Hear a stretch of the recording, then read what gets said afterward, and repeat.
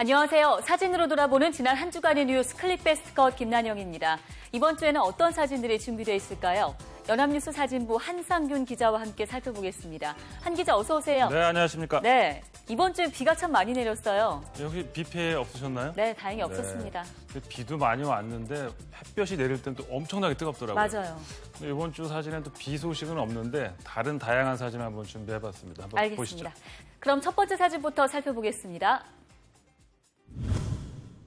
네, 행사장 안에 사진 같은데요. 사람이 꽤 많이 모여 있네요. 네, 자세히 보시면 이제 휴대폰을 막 내밀어서 이제 무대를 촬영하고 있는 사람들이 많이 보입니다. 네. 이거 유명한 사람이 온 것 같죠? 탑스타라도 온 걸까요? 누가 온 거예요? 네, 다음 사진의 주인공이 나옵니다. 한번 보시죠. 아, 오바마 대통령이네요. 네. 오바마 전 대통령이 이번 주 우리나라를 찾았습니다. 한 신문사가 주최한 그 행사의 연사로 참석을 했습니다. 올해 초에 퇴임했는데 부르는 곳이 여전히 많네요. 네. 우리나라에는 3년 2개월 만에 온 겁니다. 2014년에 박근혜 전 대통령과 정상회담을 하기 위해서 방한을 했었죠. 네, 그리고 이번에는 이제 이 행사에 참석하느라 우리나라를 찾은 거고요. 네, 그렇지만 이제 문재인 대통령을 안 만날 수가 없었겠죠. 그렇죠. 다음 사진 한번 보실까요? 네, 월요일 오후에 청와대를 찾았습니다. 네, 마치 이렇게 보니까 두 현직 대통령이 만난 것 같은 느낌이에요. 그 문 대통령이 미국 방문해서 돌아온 바로 다음 날이죠. 오바마 전 대통령하고는 약 한 40분간 면담을 했다고 합니다. 네. 오바마 전 대통령이 현직에 있을 때에도 이제 우리나라에 관심이 많았었잖아요. 네. 한미 동맹에 대해서도 여러 가지 조언을 했을 것 같은데 어땠나요? 네, 이렇게 말을 했다고 합니다. 현재 미국은 여야를 떠나 한미 동맹에 대해 초당적, 전폭적 지지를 보내고 있다. 네. 오바마 대통령, 현재 트럼프 대통령과는 참 여러모로 대비되는 점이 많아 보인다 이런 생각도 들어요. 네, 그렇습니다. 사실 한국에 오기 전에 어린 시절을 보낸 인도네시아를 거쳤는데요. 거기서 인상 깊은 말을 했습니다. 지난 1일 자카르타에서의 모습을 한번 볼까요? 네. 네, 인도네시아 디아스포라 회의 개막 연설 장면인데요. 이 자리에서 오바마 전 대통령은 세계는 그 어느 때보다 풍요롭지만 이는 위험한 변화도 함께 가져왔다고 말하기도 했습니다. 세계 현 시국을 정확히 짚어내고 있네요.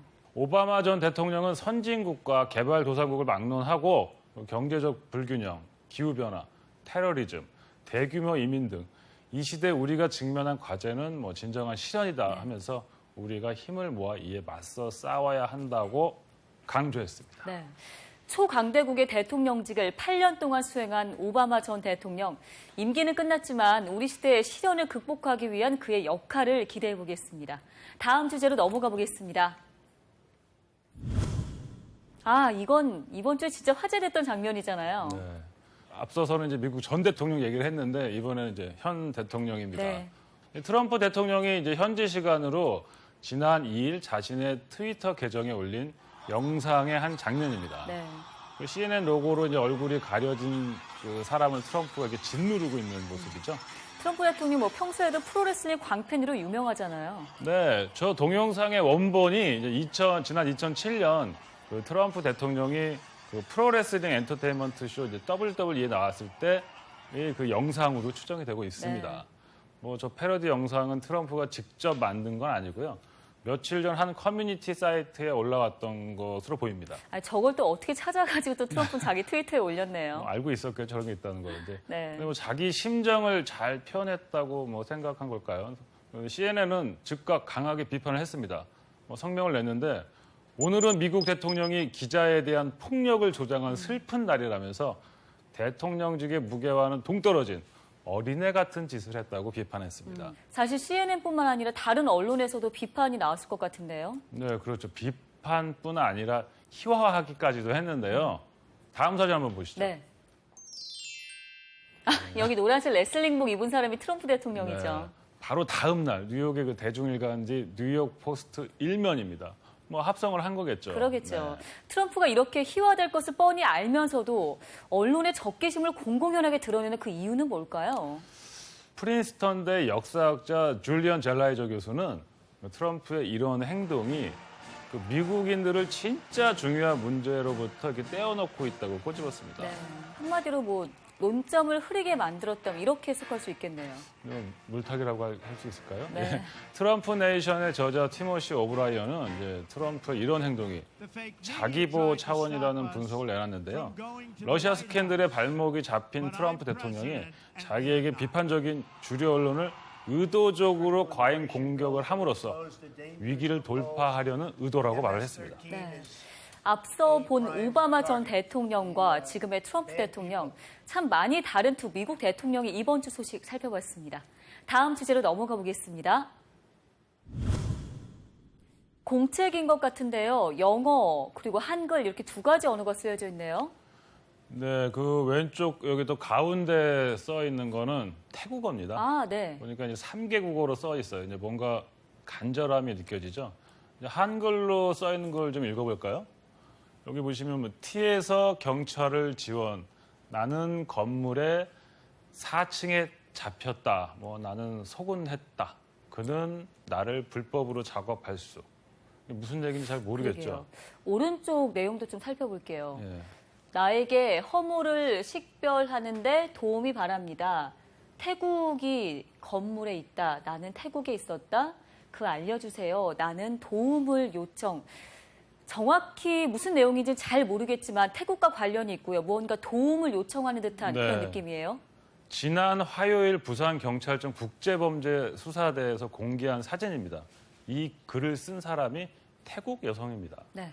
내용은 사실상 그 감금된 채로 국내에서 성매매를 하던 태국인인데요. 업주 몰래 이 쪽지를 누군가에게 건넨 겁니다. 누구에게 건넨 거예요? 네.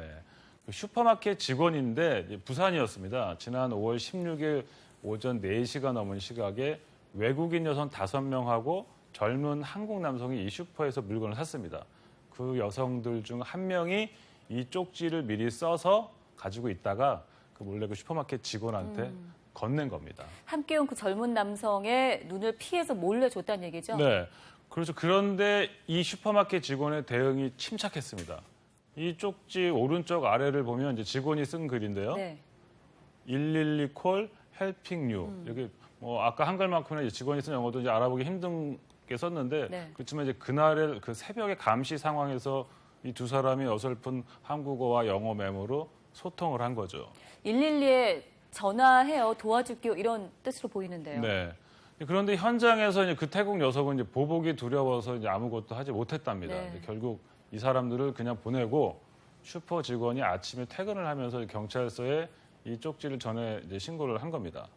그런데 이제 그 직원이 그냥 쪽지만 경찰에 넘긴 게 아니라 범인을 잡는 결정적인 정보를 여기다 적어 놓은 네. 겁니다. 여기에 있다는 얘기죠? 네.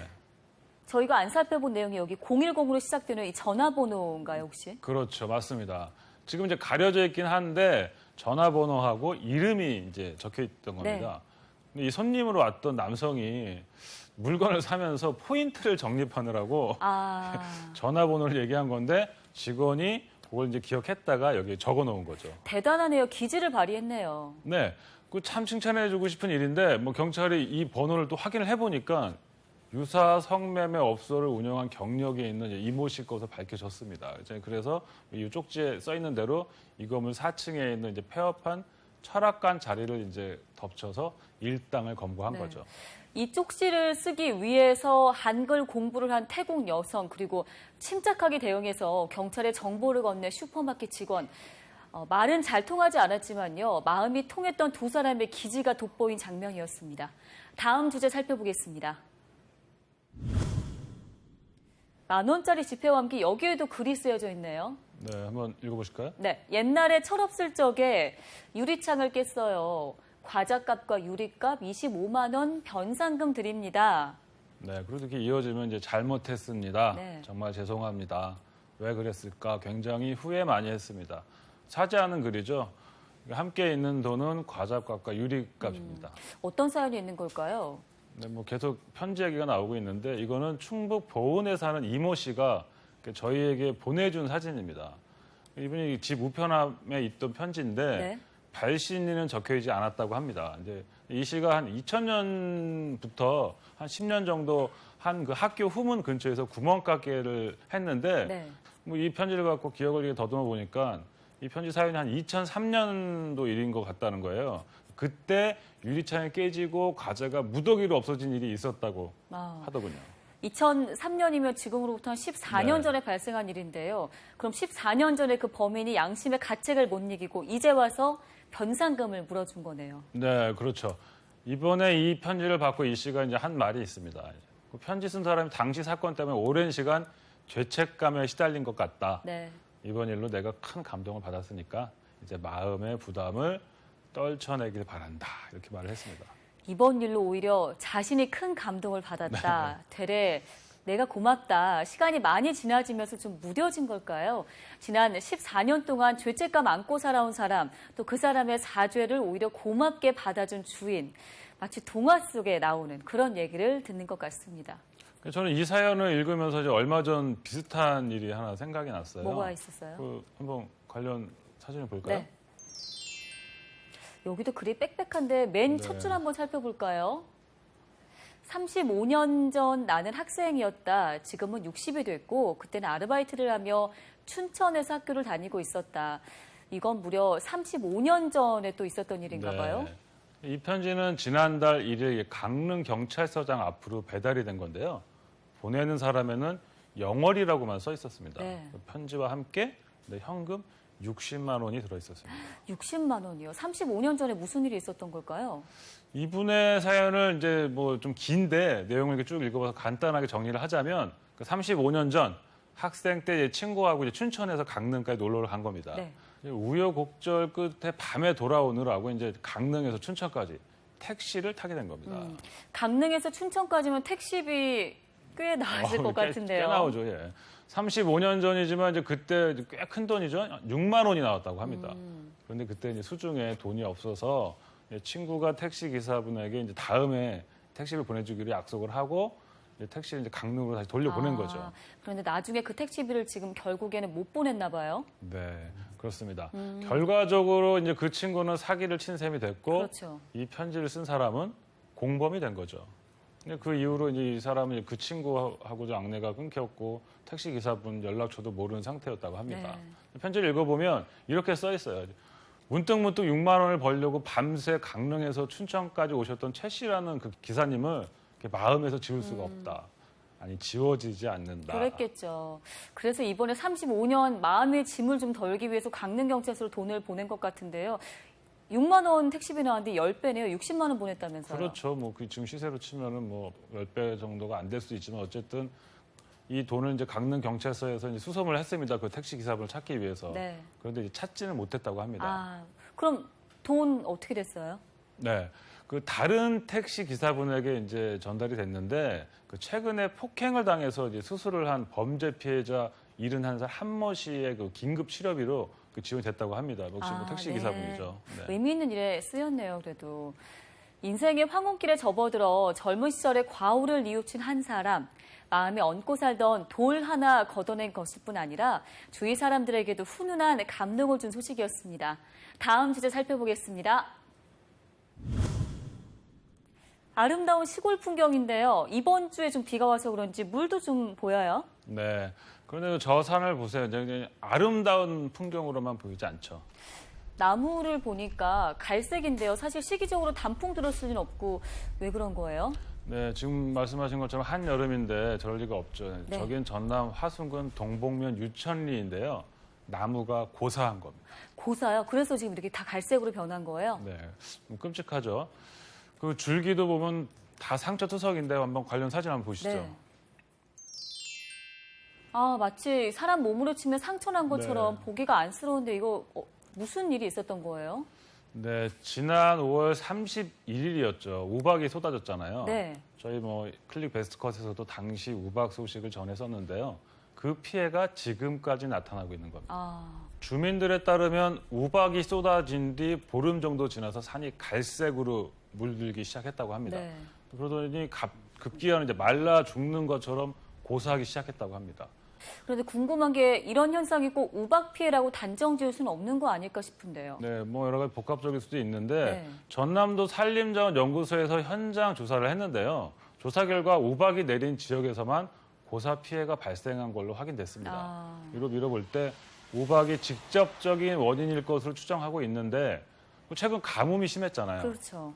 그러니까 수분이 부족한 상태에서 우박이 나무 줄기 곳곳에 상처를 냈겠죠. 그러면서 수분 흡수를 차단한 겁니다. 결국 나무 전체가 수분 흡수를 하지 못해서 고사한 것으로 분석되고 있습니다. 한 달 전에 우박이 피해가 또 이렇게도 드러나고 있습니다. 고사 피해가 더 확산되지 않도록 대책을 단단히 세워야겠습니다. 다음 주제 살펴보겠습니다. 계란 검사하고 있는데요. 이거 혹시 그 태국산 계란 수입해 온다는 그 얘기 들었는데 그 계란인가요? 네, 맞습니다. 월요일에 인천항을 통해 들어온 태국산 계란입니다. 부산항에 32만 개가 들어온 다음 날 인천항으로 65만 개가 들어온 거죠. 네. 지난번에 저희 클릭 베스트컷에서도 살펴봤었는데 그 하얀 색깔 미국 계란하고는 또 다른 색깔인데요. 우리나라에서 요즘 팔고 있는 계란하고 비슷하다는 생각 들어요. 네, 그렇죠.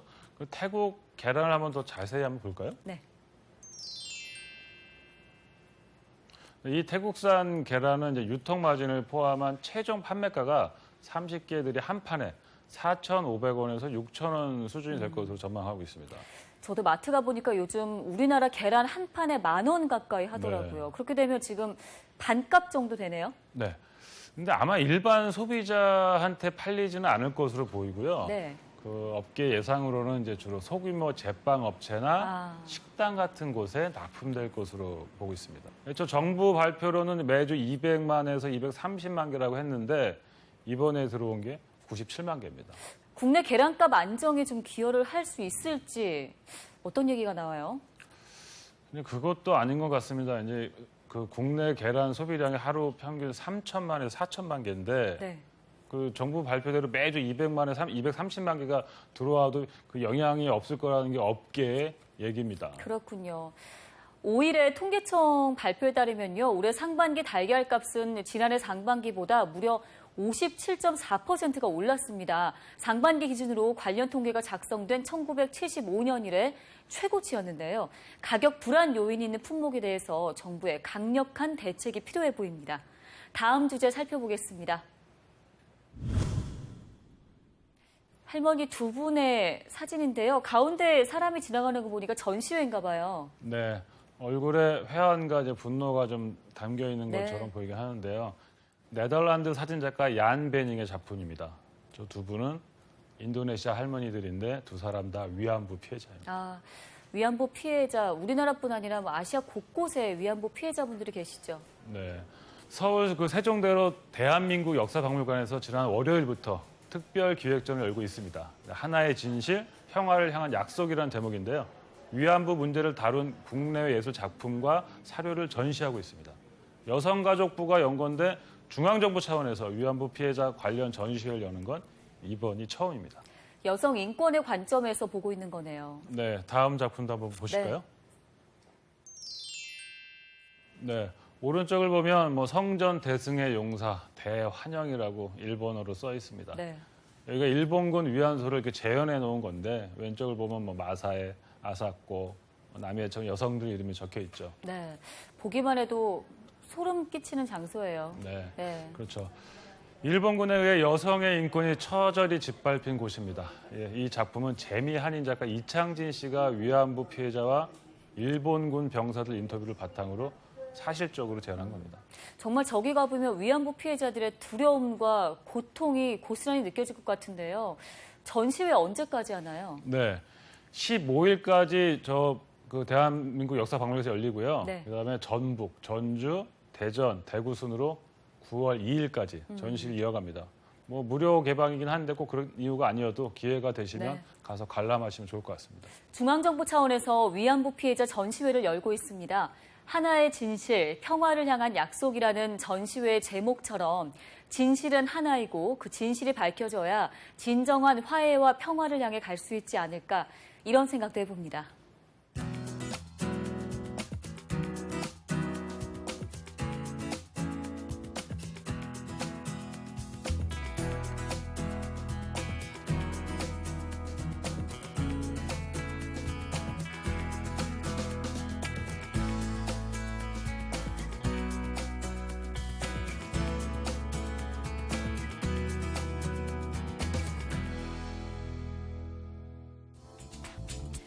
사진으로 살펴보는 한 주간의 뉴스 클릭 베스트 컷. 다음 주에도 더 재미있고 의미 있는 사진으로 다시 찾아뵙겠습니다. 시청해주신 여러분 고맙습니다.